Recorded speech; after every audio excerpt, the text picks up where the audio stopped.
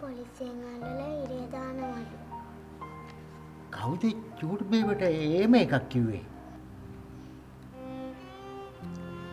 ඒගොල්ලන් කතා කරනව මං අහන් හිටියා.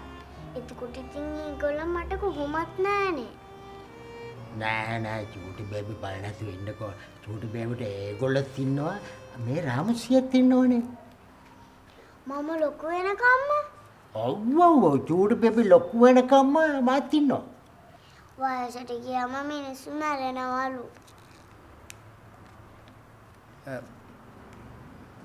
නෑ මං මැරෙන්නේ නැහැ චූටි බේබි. මං චූටි බේබි ලොකු වෙනකම්ම ඉන්නවා.